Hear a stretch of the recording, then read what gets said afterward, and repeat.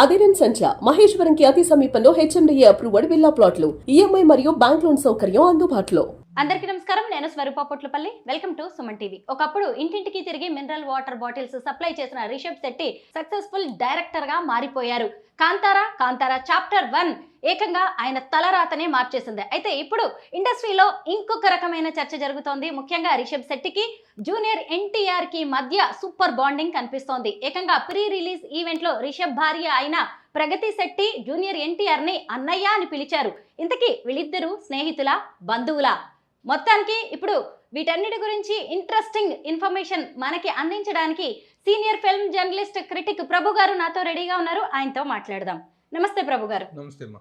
అయితే మన జూనియర్ ఎన్టీఆర్ అలాగే అటువైపు చూసినప్పుడు కన్నడ స్టార్ రిషబ్ శెట్టి గురించి ఇప్పుడు మంచి ఇంట్రెస్టింగ్ న్యూస్ బయటకు వచ్చింది. ముఖ్యంగా ఈ జూనియర్ ఎన్టీఆర్ తల్లి కన్నడ ఆవిడకి ఏపీలో తెలంగాణలో ఎలాంటి మూలాలు లేవు. ఇటు చూసినప్పుడు రిషబ్ శెట్టి కూడా కన్నడ వారు. వీరిద్దరి మధ్య ఉన్న సంబంధం ఏంటి? సంబంధం అంటే అసలు యాక్చువల్గా కుందాపురం అనే ఊరు వీళ్ళ మదర్ది. ఆవిడ శాలిని గారు, ఎన్టీఆర్ మదర్ శాలిని గారు నేటివ్ ప్లేస్ కుందాపురం. కుందాపురం అనేటువంటిది కర్ణాటకలో ఒక అద్భుతమైనటువంటి ప్లేస్.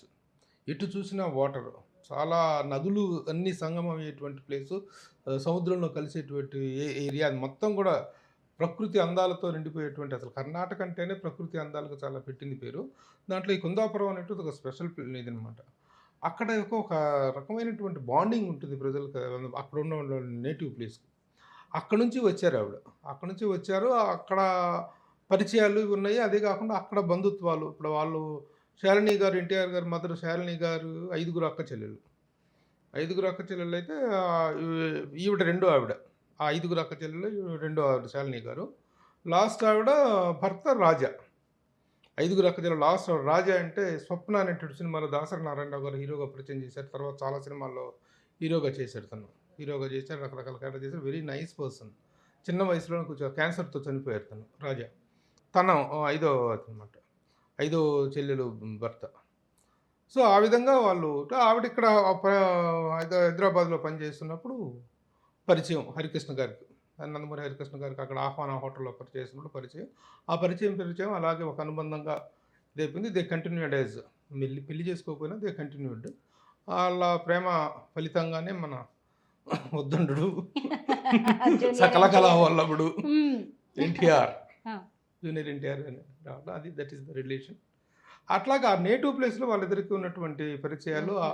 వాళ్ళ మదర్ కూడాను ఆ ఏరియాకి చెందినటువంటి తులు భాషకు సంబంధించిన వాళ్ళ శాలిని వాళ్ళు కూడా.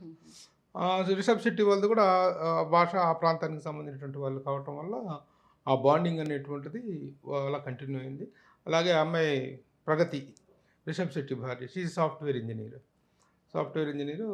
అసలు తాడు బంగారం లేని జీవితం అతనిది.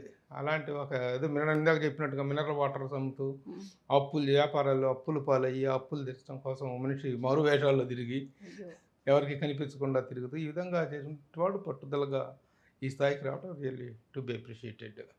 అట్లాగే వీళ్ళ నాన్నగారు, శాలిని గారి నాన్నగారు అంటే ఎన్టీఆర్ వాళ్ళ తాతగారు పేరు బాబురావు గారు. ఆయన మెడికల్ రిప్రజెంటేటివ్గా చేసిండేవారు. పెద్ద ఫ్యామిలీ కదా, ఆ పెద్ద ఫ్యామిలీ, ఆ కుటుంబ పోషణ అంతా భారంగా ఉండేటువంటిది. మెడికల్ రిప్రజెంటేటివ్ చేస్తుంటారు. అప్పుడు ఆ టైంలోనే ఈవిడ ఇక్కడ ఆహ్వాన హోటల్లో పనిచేస్తుందో హరికృష్ణ గారి పరిచయం ఉంటుంది.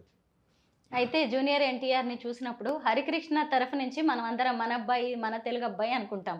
అంటే ఇప్పుడు కన్నడ వాళ్ళందరూ కూడా ఒక రకంగా జూనియర్ ఎన్టీఆర్ ని ఓన్ చేసుకుంటున్నట్టే.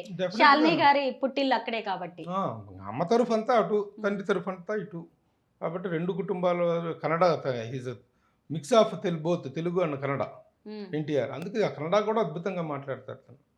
అన్ని భాషలు తమిళ మాట్లాడగలుగుతాడు. చిన్నప్పుడు తమిళనాడులో కొంత పెరగటం, అటు తమిళ సినిమాలతో, తమిళ ఇండస్ట్రీతో కొంత అనుబంధం ఉండటం.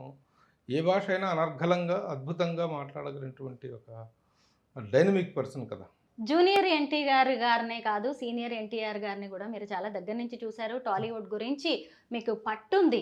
అయితే ఈ జూనియర్ ఎన్టీఆర్ ని చూసినప్పుడు మీకు ఏమనిపిస్తుంది? అతను చిన్నవాడి నుంచి ఈ రోజు వరకు కూడా మీరు గమనిస్తూనే ఉన్నారు. నాకు చాలా అనుబంధం అమ్మా. ఎందుకంటే తన తొలి సినిమా బాలరామాయణానికి సినిమా పిఆర్ఓ నేను. ఓకే. బాలరామాయణం మళ్ళా ఆయన తీసినటువంటి సినిమాకి నేను పిఆర్ఓని. బాలరామాయణానికి గుణశేఖర్ గారు డైరెక్టర్. ఆ సినిమా ప్రమోషన్స్ అంతా నేనే. అప్పుడు చిన్న పిల్లోడు ఎంత క్యూట్‌గా ఉండేవాడో. ఆ సినిమాలో చేసిన నటీనటులు, చిన్న పిల్లలు వాళ్ళందరూ కూడా నాకు బాగా పరిచయం అనమాట. అప్పటినుంచి తెలిసినవాడు. తర్వాత హీరో అయిన తర్వాత బాగా ఎదిగినటువంటి వాడు. అలాగే నేను సినీ స్టార్ పత్రిక రన్ చేసినప్పుడు సినీ స్టార్ పత్రికలో ఒక పాఠకులతో ఎన్టీఆర్ అనేటువంటి ఒక శీర్షిక రన్ చేశాను. అంటే పాఠకుల ప్రశ్నలకు ఎన్టీఆర్ సమాధానాలు ఇవ్వటం. ఆ శీర్షిక రన్ చేసినప్పుడు ఆ శీర్షిక వారం వారం వెళ్ళి క్వశ్చన్స్ తీసుకొని వెళ్ళటం. అంటే సింహాద్రి అయిపోయింది. ఆంధ్ర వాళ్ళ షూటింగ్ జరుగుతున్న టైంలో అనమాట, సారథి స్టూడియోలో. ఆ టైంలో నేను వెళ్ళి రెగ్యులర్గా కలిసి ఆ ప్రశ్నలకు సమాధానాలు తీసుకోవటం. ఆ ప్రశ్నలకు సమాధానాలు ఎంత ఫాస్ట్గా చెప్పేవాడంటే అంత ఫాస్ట్గా చెప్పేవాడు. అసలు అప్పటికి అతని వయసు 21 సంవత్సరాలు. కానీ ఆ గ్రాస్పింగు, ఆ స్పీడు, అసలు అతనికి ఉన్నటువంటి ఆ ఇంటలెక్చువల్ ఇది చూస్తుంటే మతిపోయేది నాకు ఆ రోజుల్లోనే. ఎంత పెద్ద క్లిష్టమైన ప్రశ్న అయినా సరే ఒక్క క్షణంలో సమాధానం చెప్పాడు. నాకైతే ఒక 2 అవర్స్ 3 అవర్స్ పట్టుద్దాం ఈ సమాధానాన్ని రాసుకురావడానికి అనుకునేవాడిని. క్వశ్చన్స్ నీకు ఉత్తరాలు తీసుకొని వెళ్తే, పాఠకుల దగ్గర నుంచి వచ్చిన ఉత్తరాలు తీసుకొని వెళ్తే షార్ట్ గ్యాప్లో హాఫ్ అన్ అవర్లో ఫినిష్ చేసేవాడు. ఎంత ప్రభు గారు చెప్పండి, కమాన్ నెక్స్ట్ అంటే ప్రశ్నకి సమాధానానికి మధ్య అంత గ్యాప్ కూడా తీసుకున్నట్టు ఆలోచించేవాడు కూడా కాదు. ఆ సందర్భంలో నేను గతంలో కూడా ఒక 2 ఇంటర్వ్యూల్లో చెప్పా. ఒక పాఠకుడు అడిగాడు ఒక ప్రశ్న, సార్ ఎన్టీఆర్ గారు ప్రేమకు స్నేహానికి ఉన్న తేడా ఏంటండి అని. దానికి ఎవరైనా ఆలోచించి ఏదో సైకలాజికల్గా ఆన్సర్ చెప్తారు. ఒకే ఒక క్షణం, నా ప్రశ్న పూర్తి కాకముందే ఒకే ఒక క్షణం ఇట్లా అన్నాడు, ఎక్కడ తాకినా మెత్తగా తగిలే మల్లెపువ్వు లాంటిది స్నేహం, తన కింద ఒక ముళ్ళును దాచుకున్న రోజా పువ్వు లాంటిది ప్రేమ అన్నాడు. నా షాక్ అయిపోయాను. What and answer. అసలు అది చెప్పడానికి ఎంత దాంట్లో ఎంత ఫిలాసఫీ ఉందో, అంత గొప్ప ఆన్సర్ని ఒకే ఒక్క నిమిషంలో చెప్పేడుతున్నాను. ఇంకా తర్వాత కూడా తన స్పీడు, తన డైనమిజం, తన అప్రోచ్, తన హీరోగా ఎదిగిన విధానం, ఇవన్నీ కూడా మైండ్ బ్లోయింగ్ జర్నీ తనది. ఎంత ఎదిగినా ఒదిగి ఉండడానికి బెస్ట్ ఎగ్జాంపుల్గా మనం జూనియర్ ఎన్టీఆర్ని చెప్పుకోవచ్చా? ఏం చెప్పుకోవద్దు. అంత ఒదిగే ఉండడా. ఒదిగి ఉండటము, వినయం వేరు, వర్క్ పట్ల వినయం వేరు, వర్క్ పట్ల రెస్పాన్సిబిలిటీ వేరు. అలాగని చెప్పి వినయ విధేయ రాముడు అయితే ఏమి కాదు, మహా అల్లరుడు. అవునా? అల్లరికి నెంబర్ 1 బ్రాండ్ అంబాసిడర్. చిన్నప్పుడు అలా ఉండొచ్చు కానీ ఇప్పుడు కూడా అలాగే ఉంటాడా? ఎప్పటికీ అంతే. అంటే ఆ జోవియల్ టెంపర్మెంటు, ఆ సరదాగా ఉండటం, అందరినీ ఇది చేయటం, టీజింగ్ మాస్టర్. సెట్లో అందరినీ భయంకరంగా టీజ్ చేస్తుంటాడు. మళ్ళీ పెద్దవాళ్ళతో వాళ్ళకి ఇచ్చే గౌరవం వాళ్ళకి ఇస్తారు. వాళ్ళు పక్క తిరగగానే రా అని చెప్పి బ్యాచ్ అంతా ఒకటి ఉంది. రాజీవ్ కనకాల, శ్రీనివాసరెడ్డి, ఈ ఎన్టీఆర్, వీళ్ళ దాకా బ్యాచ్ ఉంది. ఈ బ్యాచ్ అందరు చేయాలంటే మాత్రం దుమారమే. ఓకే, అయితే ఇప్పుడు మనం రిషబ్ శెట్టి గురించి మాట్లాడుకోవాలి. ఒక చిన్న హిట్ కొట్టగానే ఏకంగా బెంగళూరుకి లేదంటే పెద్ద పెద్ద సిటీస్కి ఎవరైనా మకాం మార్చేస్తారు. కానీ రిషబ్ శెట్టి ఆయన భార్య ప్రగతి ఇప్పటికి కూడా కుందాపురాలోనే ఉంటున్నారు. కుందాపుర గురించి చెప్పండి. కుందాపురం అనేటువంటిది కర్ణాటకలో ఒక చక్కని ప్లేసు. ఎన్నెన్నో విజిటింగ్ ప్లేసెస్ ఉంటాయి. బెంగళూరు, కర్ణాటక అంటేనే అందమైన విజిటింగ్ టూరిస్ట్ ప్లేసులకు ఒక నిలయం ఉంది.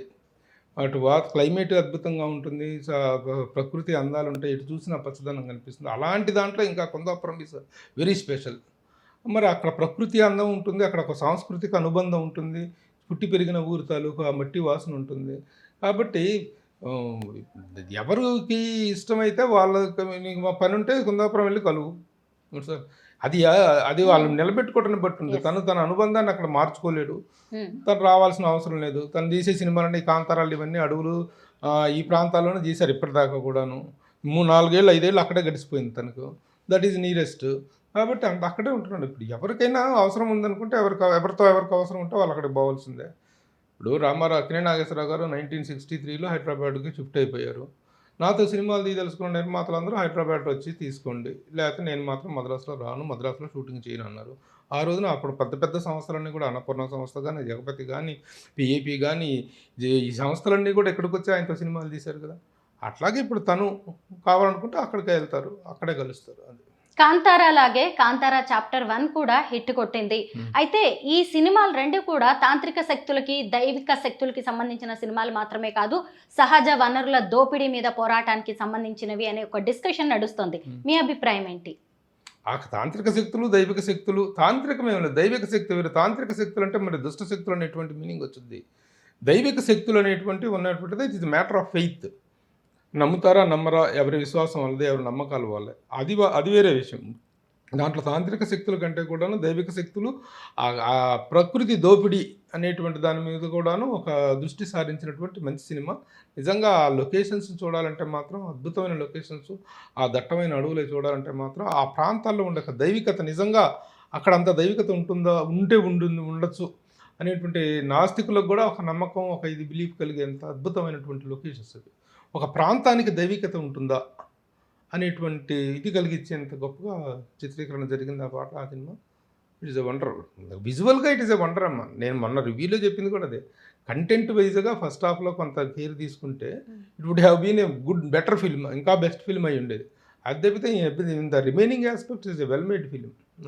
నార్మల్గా ఒక సినిమా హిట్ అయిన తర్వాత దానికి తీసే సీక్వెల్ అనేది అంత గ్రిప్పింగ్గా తీయడంలో కొంతమంది డైరెక్టర్స్ బ్యాలెన్స్ తప్పుతూ ఉంటారు. కానీ ఒకవైపు కాంతారా చాప్టర్ 1లో కూడా హీరోగా నటిస్తూనే ఇంకొక వైపు డైరెక్టర్గా చేస్తూ అసలు ఎలా ఇలా ఈ సినిమాని పట్టాలెక్కించగలిగాడు Rishab Shetty? It's all dedication.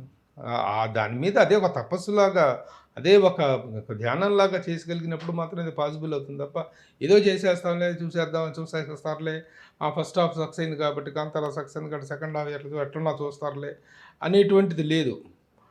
ఇది లేదు. మేకింగ్లో కానీ టేకింగ్లో కానీ it's a great job. The entire Hombale films and entire the unit did a great job. ఎంతప్పటికీ ఫస్ట్ హాఫ్లో స్క్రిప్ట్ ఒకటే లోపం. మొత్తం మీద రిషబ్ శెట్టి జూనియర్ ఎన్టీఆర్ ఒకళ్ళకొకళ్ళు ఏమవుతారు అని అందరి మధ్య ఒక చిన్న డిస్కషన్ నడుస్తుంటే దానికి చక్కటి క్లారిటీ ఇచ్చేశారు. వాళ్ళిద్దరూ చక్కటి స్నేహితులు, పైగా ఒకే ఊరికి చెందిన వాళ్ళు అని. అందుకే ఆ అమ్మాయి కూడా చాలా బాగా మాట్లాడింది రిషబ్ శెట్టి వైపు ప్రగతి ఆ రోజున ప్రీ రిలీజ్ ఈవెంట్లో.